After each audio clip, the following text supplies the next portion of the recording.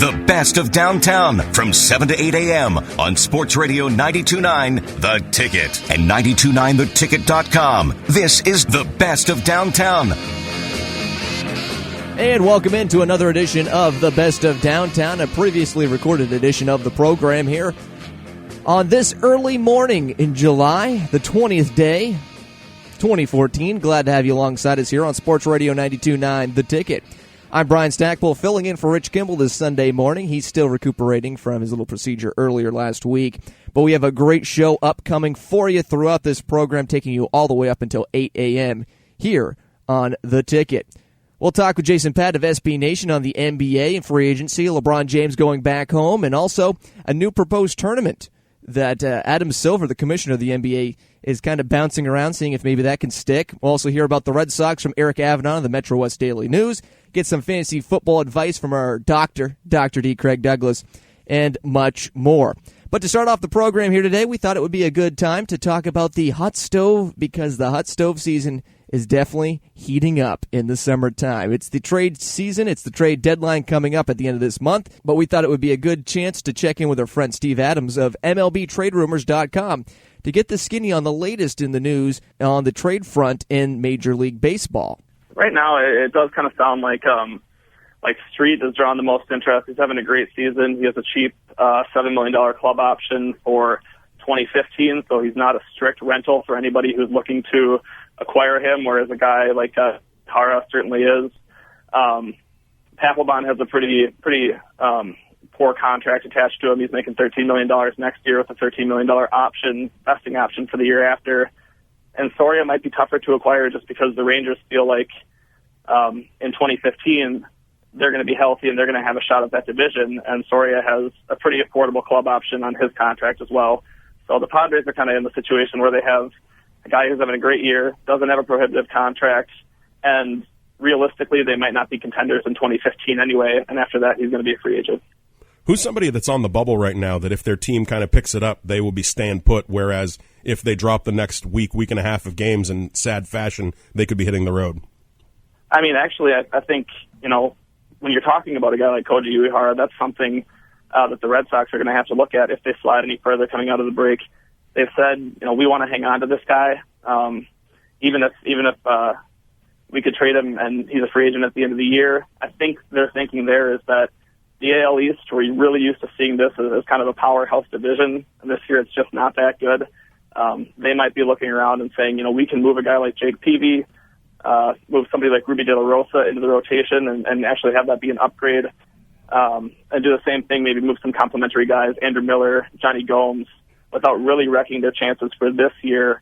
But, if July 30th rolls around and Red Sox are 10, 12 games out of the division lead and 10 games back of a wild card spot, they might have to reevaluate there. Is that what you think you would do if you had the GM hat on? Where do you draw the line with, say, the Red Sox situation with, getting rid of Johnny Gomes or moving along somebody like Jake Peavy is a completely different animal than entertaining moving a guy like John Lester?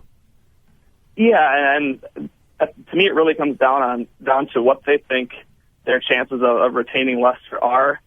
I tend to be kind of cold-hearted when it comes to I think you need to kind of take a stance and either be a buyer or a seller. I don't feel like there's necessarily always a ton of value in walking the line, so to speak. Yep. If you're gonna do it, then do it right. If they think that Lester is just going to be too expensive for them, they could get an incredible amount in return for a guy like John Lester if they were to make him available. But again, if it's July 30th and your team's had a nice 2 weeks coming out of the All-Star break, and suddenly you're 5 or 6 games back in the division, 4 or 5 games back in the wild card spot, then there's no way you make that kind of move. Talking with Steve Adams of MLBTradeRumors.com here on Downtown. And a lot of Red Sox fans, I think, have come to the realization that this team is not going to win a championship. They're not going to go back-to-back. Though there's a rumor today that I read on Comcast Sportsnet New England that the Red Sox are kicking the tires on Cole Hamels potentially as a guy to bring in via a trade. What kind of a haul do you think the Phillies are looking for their left-handed ace pitcher? It had to be huge. The Phillies are in a spot where they need to bring in a lot of young talent, but at the same time, Hamels is under control through 2018. He has a vesting option on his contract for 2019. He's guaranteed just under $100 million through 2018, which is a lot of money, but it's not, it's not a crazy amount to pay for a top of the rotation starter. The Phillies would definitely need to probably get at least two quality, near major league ready starting pitchers in return. Something kind of, guys like Ruby De La Rosa, guys like Brandon Workman, and really at least probably a couple other well-regarded prospects in the Boston system. They need to get younger, but at the same time, Hamels, just to me, is a guy who Ruben Amaro probably hangs on to. Amaro is one of the most reluctant GMs to declare himself a seller, even though over the past couple of seasons, I think a lot of people feel like he should have sold off more aggressively. In 2012, and people said that he should have traded Cole Hamels. Instead, he signed him to the $144 million contract he has right now. So to get him to actually part with Hamels, it would have to be something that really hurt the Red Sox system, and I think a lot of Red Sox fans might be, a little miffed at the names that were included. But that's kind of the way it goes when you're acquiring one of those top of the rotation starters or somebody who's the best at his position in Major League Baseball. Do you think this is the type of thing that would be a protective move, where if they did end up losing John Lester, it would be sliding Hamels into his spot? Do you think you could have both of them? Sorry, go ahead. Do you think you could have both of them, theoretically? I think, the Red Sox certainly have the financial wherewithal to do so, but I think, he is a nice insurance policy. I don't think there's any question that, Cole Hamels is of that John Lester ilk, where if Lester, leaves via free agency and goes and takes, Zach Greinke money, $147 million somewhere else, and the Red Sox just aren't comfortable doing it, I think you could easily slot Cole Hamels into that rotation and expect to receive near the same level of production, if not more. Another team that's kind of on the cusp of maybe playoff contention, not to say that the Red Sox are, but a team that's kind of in transition and flux, especially with some of the injuries they've had to the pitching staff, are the New York Yankees. And they've been rumored for some of these big names, also looking for some bullpen help too as well. What do you think their move would be, or what do you think they will do, Steve? Do you think they're going to stand pat, or do you think they'll make maybe a minor move, or maybe this big George Steinbrenner-esque splash by the 31st? The Yankees have got to be, as far as I'm concerned, in one of the worst positions in baseball, just because so much depends on what's going to happen with Masahiro Tanaka. They found a slight tear in his right UCL, and right now he's getting a platelet-rich plasma injection, and they're hoping going to be back in 6 weeks. But there's always a very real threat of Tommy John surgery when there's an injury to the UCL, and they really can't find out if they have him for the rest of the year until after the trade deadline is passed. To me, you can't. I would shy very much away from being aggressive, and they don't necessarily have the elite prospects to make an aggressive, Steinbrenner-esque splash that you're talking about. So for me, I'd probably stand pat, or if they start losing a little bit more coming out of the deadline, that it might be time to sell what they can. And even a guy like Brandon McCarthy, who they just acquired in the trade prior to Tanaka's injury. You could turn around and flip him, hope he has a couple of good starts, and maybe even flip him for a little more than they gave up, because he was having a pretty bad season when they acquired him in the first place. And that was Steve Adams of MLBTradeRumors.com, a fine source if you're interested in Major League Baseball, the rumors in general. Go to MLBTradeRumors.com. It's a great source, not just during this time of year. It's also good during the offseason, throughout the year. They've got the trade rumors, the rumblings, too. They have got some good player notes. It's a great source. I've been reading it and looking at that site for probably better part of a decade, so I would recommend it for you and your baseball needs. You're listening to the Best of Downtown, a previously recorded edition of the program here on this Sunday morning, the 20th day of July, 2014. Very happy to have you along board for this edition of the program. We'll take our first break of the show. When we come back, though, we'll talk a little NBA basketball with SB Nation NBA basketball writer Jason Patt. He'll talk about the new proposed tournament by Adam Silver and what might happen if Kevin Love does end up with LeBron James in the Cleveland Cavaliers. That much more still to come on the Best of Downtown here on Sports Radio 92.9 The Ticket.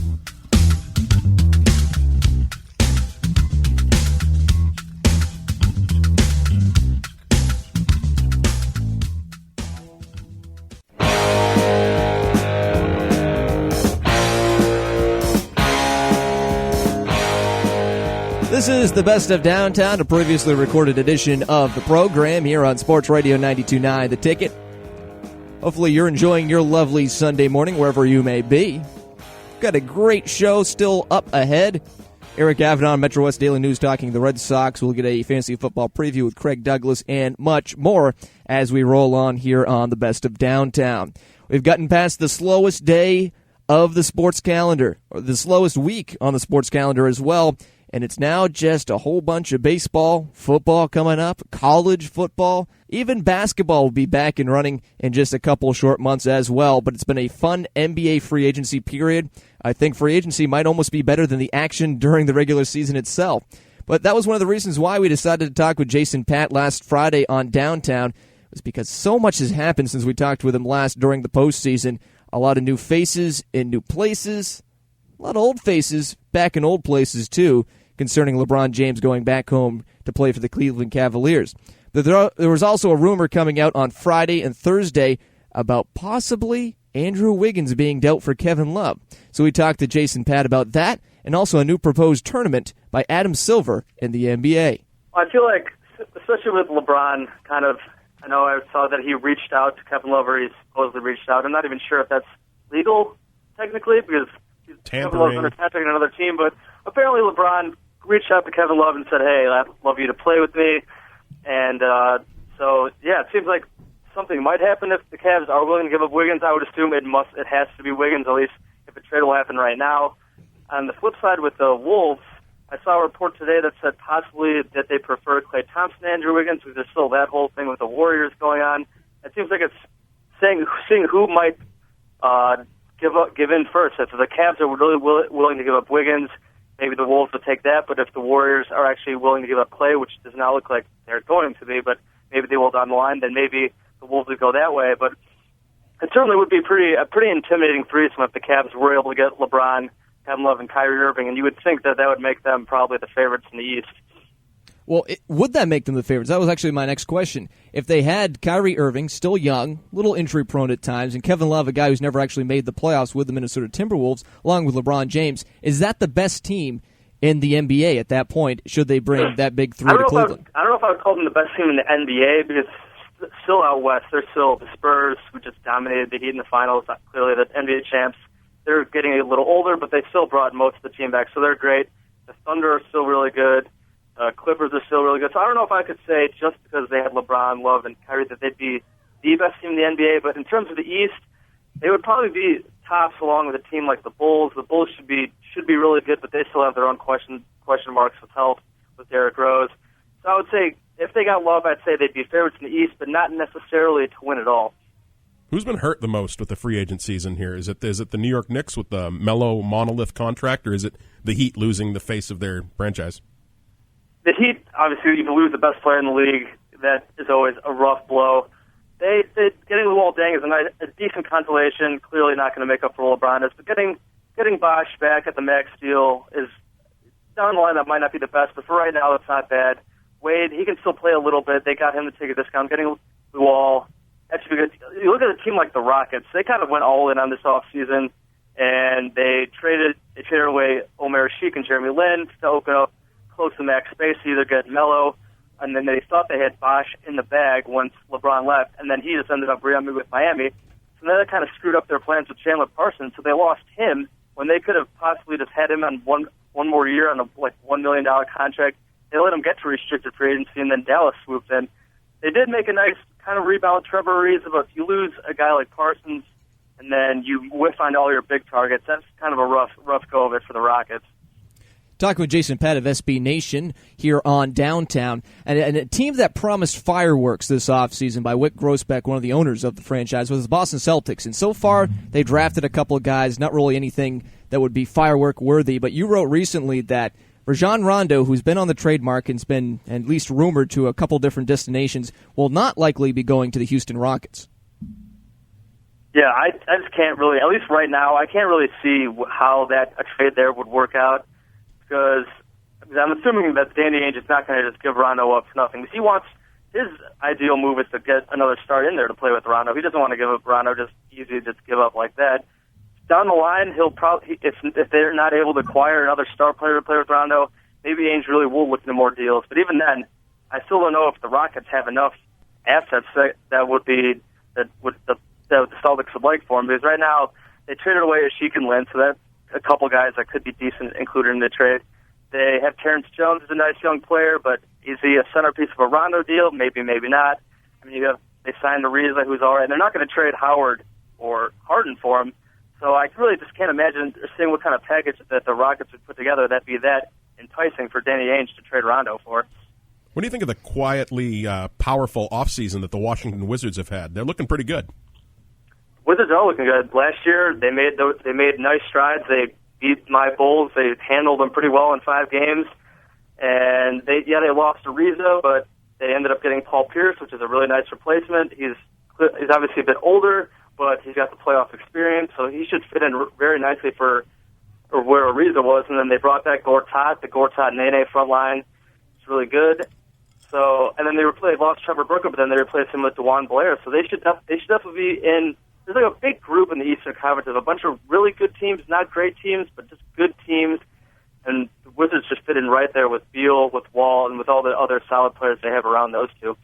Jason, what do you make of Adam Silver's proposed single elimination tournament in the middle of the NBA season? I think that would be pretty crazy. I'm sure, at first it would probably be kind of weird, just something like that, just completely kind of out of left field. But I feel like a lot of people would watch it, so I think it'd be pretty popular. Who knows? I'm not sure if the players would be down for it. I think some guys might. I'm not sure if coaches or actual teams might be down for it all, but it's a cool idea, thinking out of the box. So it's nice to see some of those just other kind of out of the box ideas thrown out there. Even if they don't happen, it's nice to see that they're thinking about experimenting with stuff like that. It would be pretty cool. And that was Jason Patt of SB Nation talking some NBA basketball with us from last Friday afternoon's edition of Downtown. This is the Best of Downtown, a previously recorded edition of the program, and we're glad to have you alongside us here for this 20th day of July 2014 and the early parts of the morning. We've had a great show so far, talking with, of course, Jason just a few moments ago and Steve Adams of MLB Trade Rumors. Good show coming up for you on Monday's edition of Downtown with Rich Kimball, because Rich Kimball will be back in the host seat. We'll talk some more fantasy football and some baseball, too. So we'll be doing that on Monday's edition along with Alan Adams of The Main Edge and much more. But we'll talk about that later on. Got to take another break here on the program. When we come back, though, Eric Avidon will talk some Boston Red Sox baseball with us at the halfway point, the unofficial halfway point. He'll tell us, are the Red Sox truly sellers at this point, or is there still another run for them? We'll be back with Eric Avidon after this.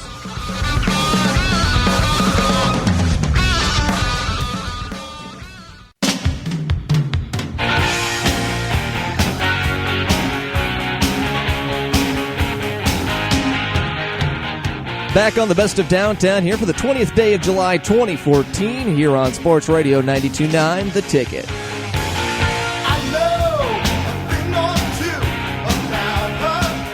The Boston Red Sox won the World Series last October, but since then it really hasn't been the same. More like 2012 than 2013 for the hometown Beantown Bombers.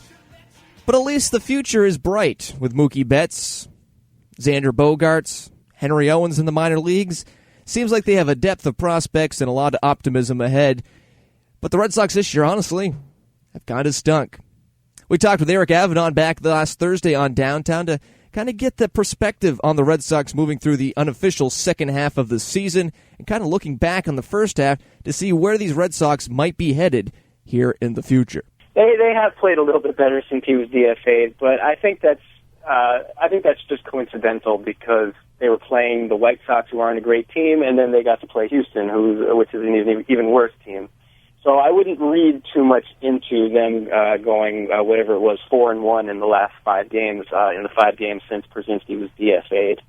But getting back to your overall question of how they've done this year, I don't think you can say anything but poorly. I mean, this is the defending champions, and they brought back the roster almost entirely intact, save for a few positions here and there.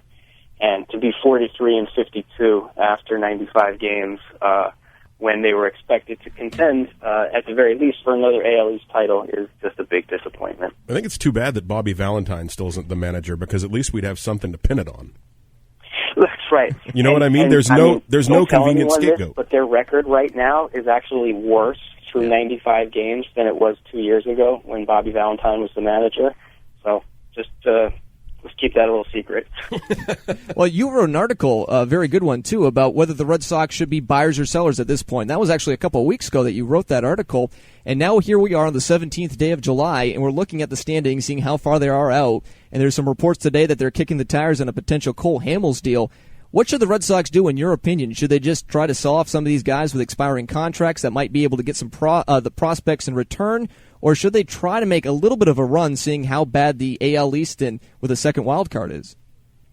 I don't think they should try and make a run this year. The thing about a Cole Hamels deal is I think he's got 4 years left on his contract. So if they were to bring in Cole Hamels, it wouldn't so much be for this year. It would really be preparing for the future. I think at this point you've made your bed with the kids, and it's time to try and get rid of Jake Peavy, maybe Johnny Gomes as well, maybe Stephen Drew, and just ride it out with the kids.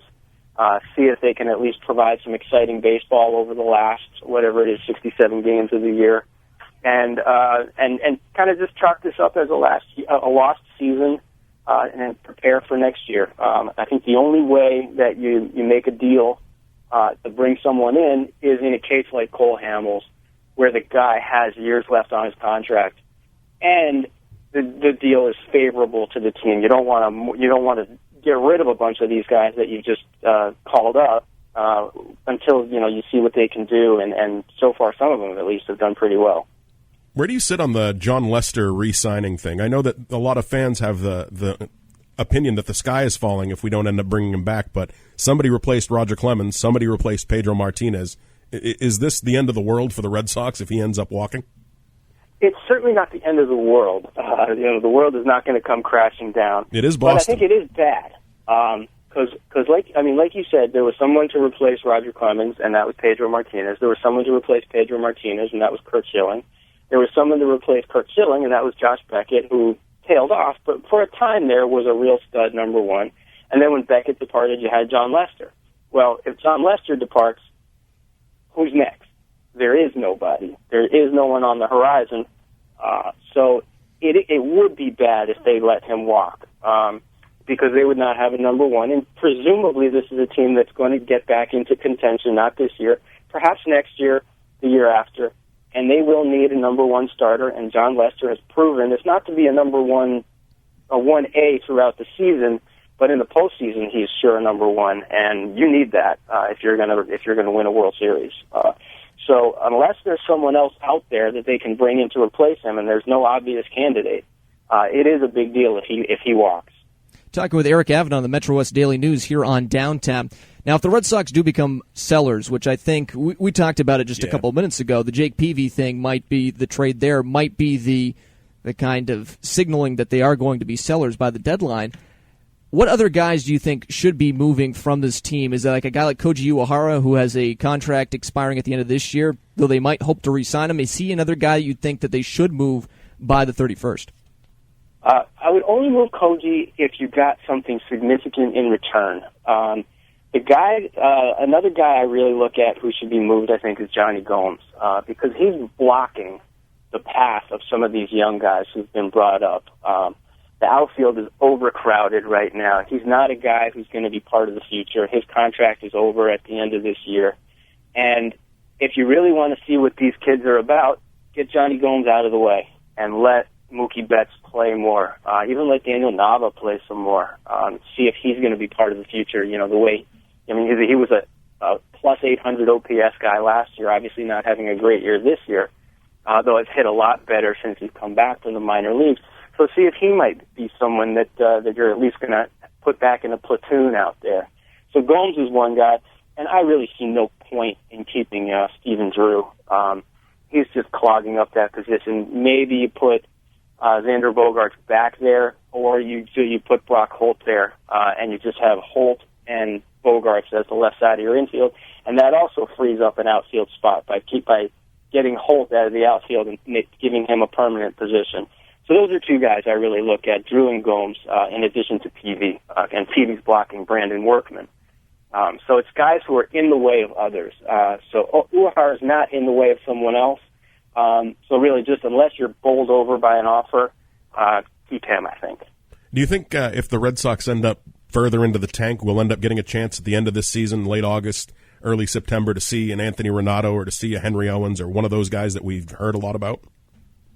That's interesting. I mean, Double-A guy like Owens, do you bring him up to the big club in September? I don't have any insight. Gut reaction, probably not. I think you probably wait for him to spend some time in AAA before you bring him up to the majors. But like I said, no, that's no insight into the Red Sox thinking there. That's just gut reaction. This has been kind of a lackluster season for the Red Sox, but Eric, in your opinion, what's been the best story for the 2014 Red Sox so far? Brock Holt, hands down. The kid has come. He's a throw-in in the deal for Joel Hanrahan a couple of years ago. Really come out of nowhere. I think it was a 9th-round draft pick as a second baseman, and he's been exciting to watch. He's fun. Just his story in that he plays any and every position that he's asked to play. The joke around the clubhouse is, hide the catcher's gear from him, or David Ross is going to be out of a job. Things like that. So Brock Holt, I think, hands down, is the best story of these Red Sox this year. Has anyone's value on the 40-man roster taken a bigger hit than Will Middlebrooks over the last 6 months? Shane Victorino, maybe? Well, there you go. The not-so-flying Hawaiian. I'll tell you Middlebrooks, though. Middlebrooks is somebody, they need him to turn it around, because the one thing that they severely lack is power. And that's what he has, or at least has the potential for. They need power, and there's no obvious place to go get it. So they desperately need him to turn it around. So in a funny way, yes, he's taken as big a hit as anybody, but his potential value has increased to the Red Sox. The value of his potential, I should say, has increased because of the lack of power that the team has. And that was Eric Avidon, Red Sox reporter for Metro West Daily News, talking all things Boston Red Sox baseball. Hasn't been a pretty 2014 season for them, but again, high hopes for the next edition of the Red Sox, and maybe they can just play better baseball in the second half of the season. Time will tell. I'll take another break here on the Best of Downtown, a previously recorded edition of the program. And when we come back from the break, we'll get some fantasy football advice from our friend, the doctor, Dr. D. Craig Douglas. He'll be back with more on setting yourself up and setting your team up for the upcoming draft in your fantasy football league. That coming up here after the break on Downtown Sports Radio 92.9, The Ticket.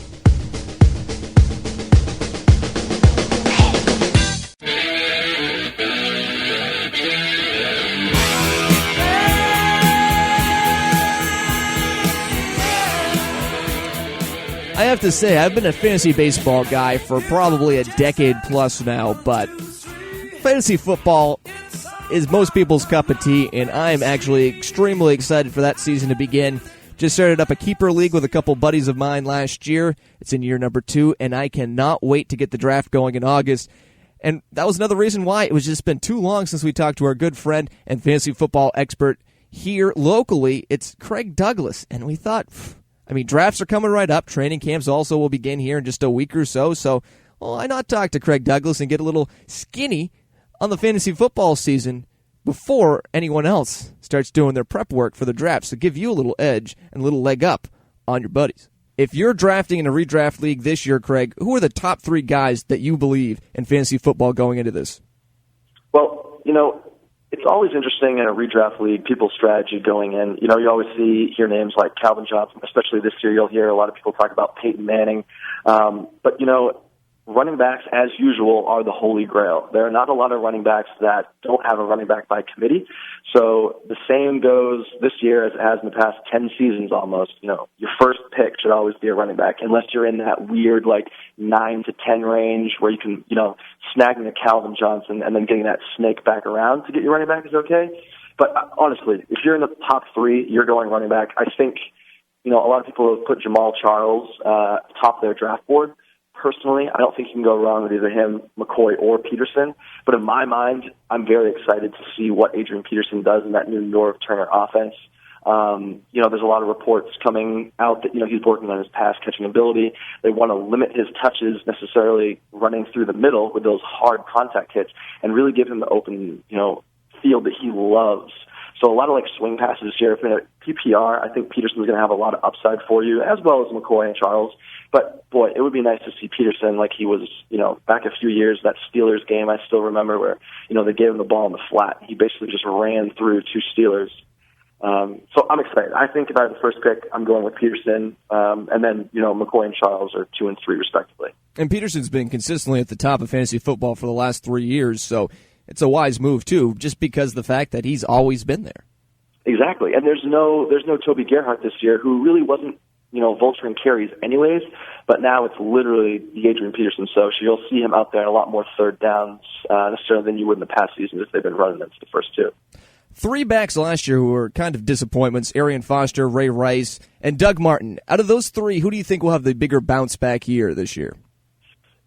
I actually, Foster and Martin I'm high on. Ray Rice, obviously, with his pending legal issues, is a big question mark. Not to mention that backfield there has gotten significantly better. But I really think Foster's going to have a big season. If I had to pick a bounce-back guy, if you told me, all 3 are going to play 16 games, I would definitely go with Foster. I just think he has the most upside. That team's going to turn around very quickly this year. And I see a lot of, teams not scoring as many points with that defensive front that they're going to have in Houston. So I think they're going to be running the ball a lot, especially the, burnout clock in the later quarters. So I think Foster, if anyone's going to have a bounce back here, it's going to be him. Now, another intriguing position this year is quarterback because just the depth. You've got the talent at the top, but even a guy like Tom Brady, who's been traditionally at the top or or near the top at least, is now kind of going down into maybe even the 10 rankings, depending on which source you look at. Just talk about the depth of the quarterback position in 2014.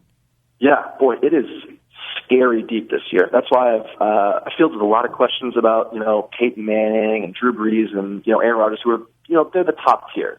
If there are tiers, that's the top tier, those 3 guys, and then it drops off a little bit. But then after that, 4 through, honestly, 18, any of those players are going to be within 30 to 40 fantasy points by the end of the season. And it's really hit or miss. Who's going to be lucky each week? Who's going to, throw 4 touchdowns rather than 2 touchdowns? Who's going to throw 1 pick rather than 3 picks? And Stack, an interesting fact here. Last year, if you were to sort by fantasy points only, the 4th highest rated quarterback for fantasy points was Mr. Andy Dalton. And you can get him right now as the 123rd average pick in Yahoo Fantasy Draft. So, there's so many quarterbacks out there. I really don't see any need to jump on, Matt Stafford, Andrew Luck, when you can get a Tony Romo or a Tom Brady, 4 or 5 rounds later.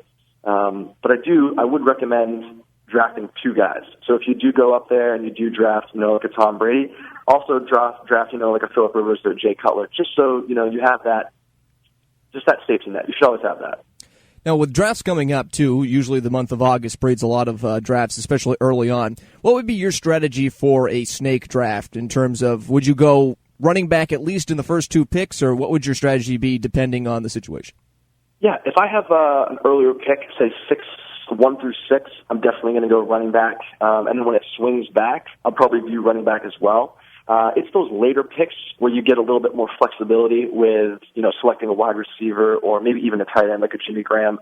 But yeah, I would say, 7 through 10 or 7 through 12, you can start to look at, some guys then it's like a toss-up between, Matt Forte or Zach Stacy or Calvin Johnson or Demaryius Thomas. That's when you can really start to, be like, okay, Calvin seems like a good fit here. So I'd say in the later drafts, if you're in that second tier almost, I'd start drafting the receivers, and then when you snake back around, grab someone like a Alfred Morris or a Giovanni Bernard.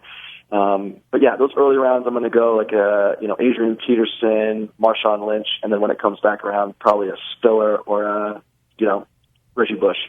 Now we'll talk about sleepers with you as we get closer and closer to the 2014 NFL season.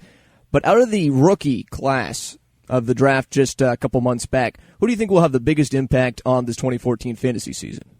Bishop Sankey, honestly. He's the, Tennessee running back. They got rid of Chris Johnson. I think this guy has huge upside. There's only been praise coming out of, their OTA camp.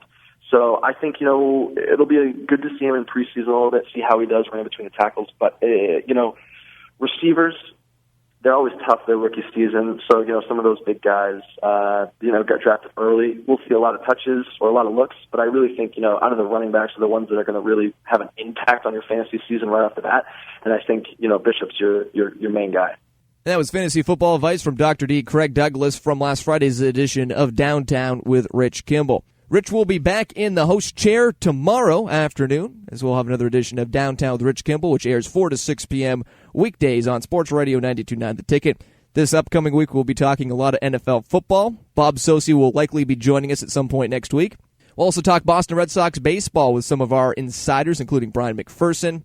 We'll also hear from Jared Carabas, too, of Sox Space. He'll be joining us again next week, along with Ray Guilfoyle of FakeTeams.com, a little bit more fantasy football advice, and so much more as we progress throughout the summer and get you ready for the upcoming football season and also the baseball stretch run.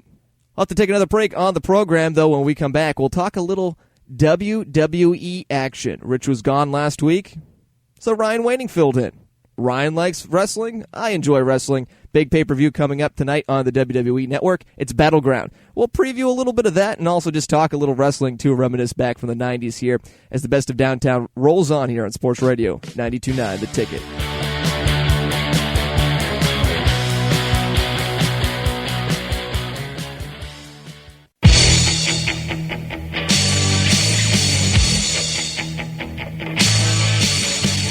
And we're back here on the Best of Downtown for this 20th day of July 2014. Glad to have you alongside us here for this early morning edition of the show, a previously recorded edition of the Best of Downtown.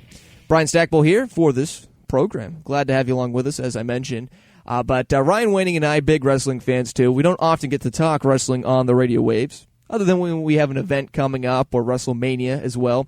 But Ryan and I thought it might be a perfect opportunity with the pay-per-view coming up later this afternoon that we could talk a little wrestling. So we did so on Friday's edition of Downtown, just, talking some wrestling, talking about the pay-per-view, and also reminiscing back from our early days as fans.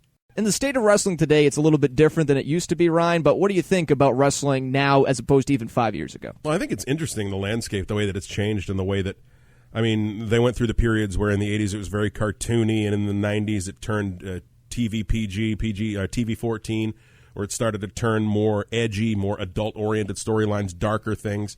But it had kind of pulled itself back a little bit in a way that it seems like they were trying to reset themselves for another generation of fans, trying to attract the kids once again, who eventually become teenagers who have the most disposable income of any income bracket, among average Americans. So, it's a smart business move. But it is just beginning at the national level anyway, the WWE, it's just beginning to interest me again. I've always watched, but I always watch it in that snarky kind of way. But now my fan comes out a little bit more. And I would say, too, they seem to have these characters who are more interesting. A guy who just had his contract run up in CM Punk, who I think is gone from the organization for a long time now because he's just burnt out, he just is a smaller guy. They look like more people you can see on the street as opposed to these gigantic guys who are just steroided freaks. But the characters, too, like a Bray Wyatt seems to be more like a Mankind, which is just enjoyable to see these new storylines where it seemed like they got stagnant. Mm-hmm. They decided, let's have a white rapper who can just turn into a Superman character in John Cena, to now more interesting guys that are like onions, where you have to peel back couple layers. Absolutely. Yes, to understand the character and why they're doing the certain things they do. Yeah, and I agree with that. There's a lot more depth now, but I think that comes from their need to. They moved on from being territory guys that booked shows and booked feuds and storylines a certain way. Now the bulk of the guys that work for the WWE aren't these old territorial guys that had the book. They're TV writers, and they have, while they may not have the background in creating, traditional wrestling storylines, creating characters, not a problem. So let's talk about the pay-per-view really quickly here, because I don't want to take too much more time on wrestling and the idiosyncracies unless we had a dedicated show. Well, the nerd meter is hit top, so we got about another, I don't know. Yeah, it looks like our temperature is going off the chart in here. Mm-hmm. So let's talk about again SummerSlam coming up, the title picture in general, and that match approaching with Roman Reigns, John Cena, along with Randy Orton and Kane. How do you see this now working out? Is John Cena going to keep the title for a little bit longer just because they need to make money from a logistical business standpoint? Well, I feel like they've gone out of their way to do the right thing with elevating the members of the Shield, Ambrose, Seth Rollins, and Roman Reigns, but I think they are seeing dollar signs every time Roman Reigns goes out in package deals with some of the bigger names and gets equitable pops from the crowd, gets an equitable response. I think they see that maybe doing something sooner rather than later is smart for business, smart for them. I don't see it that way. I think the slow burn is better. I would give Roman Reigns a little bit more leeway so we don't see what happens with Xander Bogaerts and the Red Sox, where you put him into the fire before he's actually ready, and it ends up burning him too badly for him to return. I think the money is on Cena, but I think Roman Reigns is one of the future pieces of the company.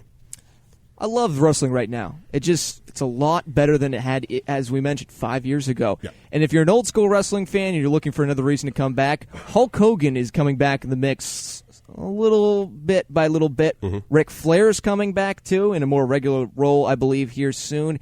And the big news is Sting, back from WCW fame, has finally signed a contract with the WWE. So big things ahead at least. The Sting thing intrigues me because he's one of the last holdouts that has never gone and worked for Vince. And in the past, the guys that have been the holdouts, other than Ric Flair, have really gotten treated poorly. Guys like Terry Taylor that drew money and came in and became the Red Rooster. Or Dusty Rhodes, who drew huge money, being forced to dance with a crackhead in polka dots for his gimmick and still getting over.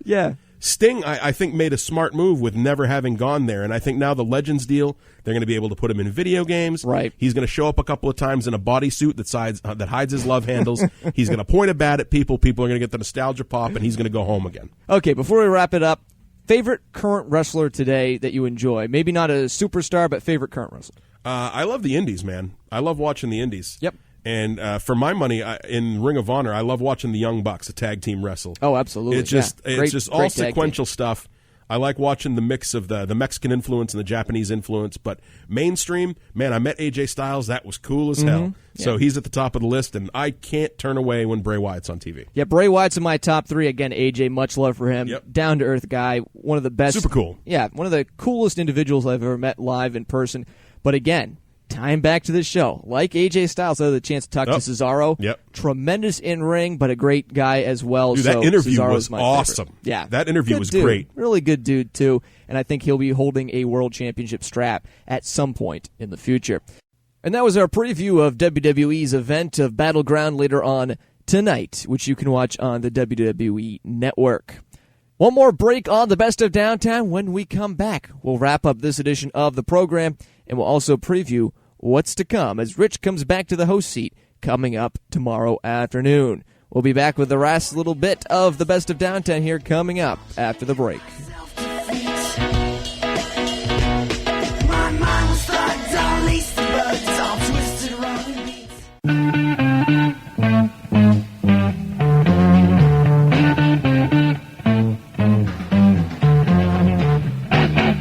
Wrapping up this best of edition of the program, previously recorded edition here on the 20th day of July 2014. It's getting near dawn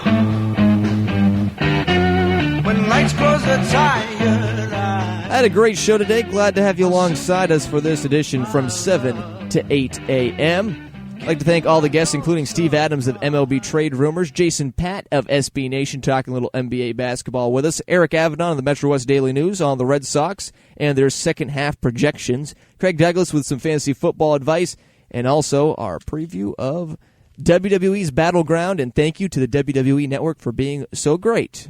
$10 a month gets you live pay-per-views for free. Well, that's going to wrap it up for this edition. Stay tuned later on this afternoon for great coverage on 92.9 The Ticket, including Sunday Night Baseball coming at 8 p.m. this evening. Downtown with Rich Kimball will be back on the airwaves 4 to 6 p.m. this weekdays upcoming. Rich will be back in the host seat coming up on Monday, where we'll talk with Ray Guilfoyle of FakeTeams.com on some fantasy football and baseball on the program. We'll also talk some Boston Red Sox. Bob Sosi will be joining us some point next week, the voice of the New England Patriots. And we'll be talking, of course, to Alan Adams. previewing the movies that you saw over the weekend. So still much more to come on Downtown and Downtown programs coming up. So thank you very much for listening to this best of edition of the program, and we'll be back to see you again on Monday afternoon at 4 p.m. This has been the best of Downtown here on Sports Radio 92.9 The Ticket. Downtown.